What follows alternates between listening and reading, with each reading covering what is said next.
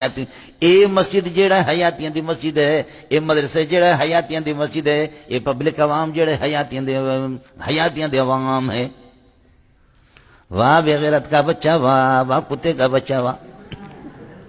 بہت افسوس سے کہنا پڑتا ہے مجھے، بہت افسوس سے رونا ہے، یہ مسائل علماء کے تھے، سمجھے، علماء بھی مضبوط قسم کے۔ حضرت اقدس مولانا محمد منظور نعمانی نے فرمایا، لکھا حضرت نے کہ حضرت قاسم العلوم والخیرات کی کتاب آب حیات ہم نے سبقن اردو کی کتاب ہے، سبقن حضرت مولانا ابراہیم بلیاوی سے ہم نے پڑھی، جو ضیاء النجوم جس کا حاشیہ ہے سولم پر۔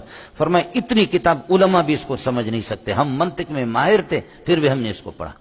یہ مسائل ہمارے اکابرین کے حویلیوں کے تھے، لیکن اب ان نالائکوں کے پاس آگے جو نامیر پڑھانے کے بھی قابل نہیں ہے، اب ان کے پاس آگے شاٹ مارو، کسی کو کافر قرار دو، کسی کو بے ایمان قرار دے دو، یہ مسائل نہیں۔ یہ تعلقات خمسہ، اس کا انکار تو گمراہی ہے، سمجھے، اور حیات ہے حقیقتاً، جو میں نے آپ سے عرض کر دیا۔ لیکن ان مسائل میں اگر کوئی میت کا اطلاق کرتا ہے، مولانا گالی نہ دو اس کو، سمجھے، ممکن ہے کہ اتنا کر دو کہ قبر میں برداشت کر سکو، سمجھے۔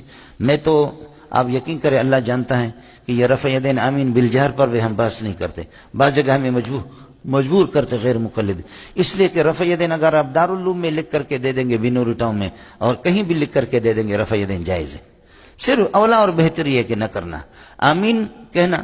اب ہمارے مناظر کہتے ہیں رفع یدین منسوخ ہے، آمین بالجہر بھی کہیں منسوخ ہے، تو نسخ صریح کہیں نہیں ہے، نسخ صریح ہوتا تو جھگڑا نہ ہوتا، نسخ اجتہادی ہے، نسخ استنباطی ہے، سمجھے۔ اس قسم کے مسائل پہ بحث کرنا، مناظرہ کرنا حرام ہے۔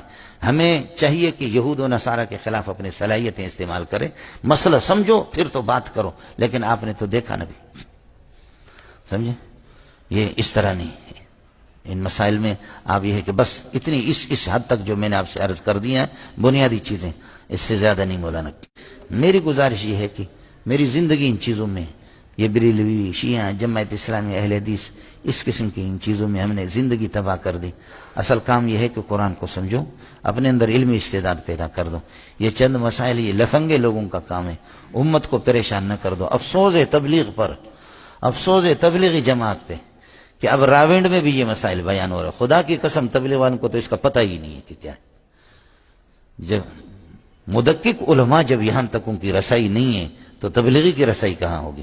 اب تبلیغ میں عوام میں بھی یہ مسائل، مردے سنتے ہیں نہیں سنتے، یہ مسائل شروع ہو گئے، سمجھے، یہ نہیں ہونی چاہیے۔ مولوی صاحب تحقیق کر لو، بالکل کر لو، لیکن علماء کے تفردات ہوتے ہیں۔ اگر آپ کے نظریے سے کوئی علماء اس کا تفرد الگ ہے، لعنتیں نہ بھیجا کرو، اس لیے کہ تفے خیش بر ریش خیش، مولانا، سمجھے، اس کا ذرا خیال کر لو۔ باقی آپ یہ کہ کر لے، آپ کو کون منع کر سکتا ہے؟ وَلَنَبْلُوَنَّكُمْ بِشَيْءٍ مِّنَ الْخَوْفِ وَالْجُوعِ لَا تَقُولُوا لِمَنْ يُقْتَلُ فِي سَبِيلِ اللَّهِ أَمْوَاتٌ، یہ لمن يقتل لا تقولوا کے ساتھ متعلق، ہم اموات مبتدا خبر، بل ہم احیاء ولکن لا تشعرون حیاتهم، لیکن تم ان کی حیات کو، آپ لوگ یاد رکھیں، میں نے وہ دو شکیں بیان کیا، آپ نے کسی کا جواب نہیں دیا، اور آپ دیکھیں گے تو ایسے پھنسیں گے، اور میں بھی آپ کو بتاتا نہیں، سمجھ رہی میں کہ نہیں؟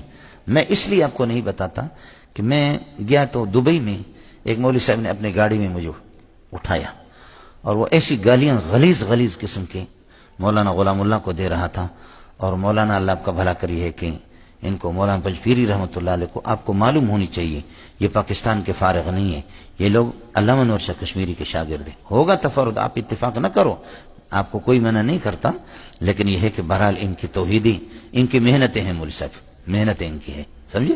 میں خود بھی، ہم ان کی کتابوں سے استفادہ، زمخشری جیسے معتزلی کی تفسیر سے آپ استدلال کر سکتے ہیں، دوسرے کتنے گمراہ لوگوں کے کتابوں سے استفادہ کر سکتے ہیں، تو ان کو گالی دینا ٹھیک نہیں ہے۔ اختلاف ہوتا ہے علماء سے، سمجھے، میں نے آپ کو بتا دیا کہ مذہب یہی ہے، ہمارے 90% نہیں 98 99% علماء کا مذہب یہی ہے جو آپ کو بتایا کہ وہ حیات فی القبر کے قائل ہے، اور میں نے مختصر ایک دو باتیں آپ سے عرض کر دی، لیکن یہ ہے کہ اس کو اس طریقے پر اللہ کا لعنت کسی پر بھیجنا یہ ٹھیک نہیں ہے، مولوی صاحب۔ تو وہ بنور ٹاؤن والا مولوی صاحب جو ہے نا، وہ سخت اساتذہ نے ان کو شاید کچھ کہا ہوگا، سمجھے، فاضل تھے، تو اس نے جب یہ باتیں کی نا، وہ گالیاں دے رہا تھا، تو میں نے تھوڑا سا اس کے ساتھ یہ کیا، کہتے استاد جی بتاؤ اللہ کے لیے ہمارا مذہب کیا ہے؟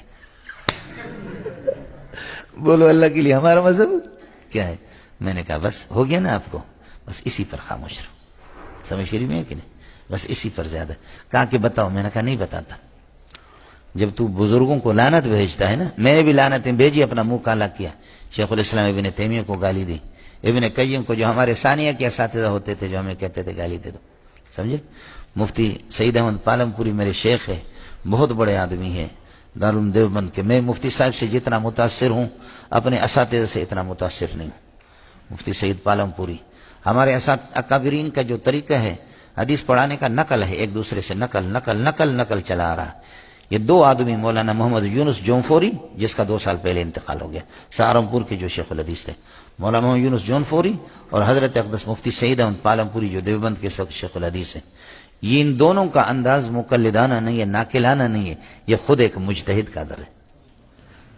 بالکل انداز ان کا الگ ہے. اس لیے میں اپنے طلبہ کو کہتا ہوں دور حدیث کو کہ بھئی دور حدیث میں ہمارے وفاق کا انداز ہی وہ نہیں ہے، تو ہم تو وفاق کے انداز میں پڑھاتے ہیں. لیکن طلبہ سے میں کہتا ہوں فراغت کے بعد مفتی صاحب کا انداز سیکھ لو، اس کا انداز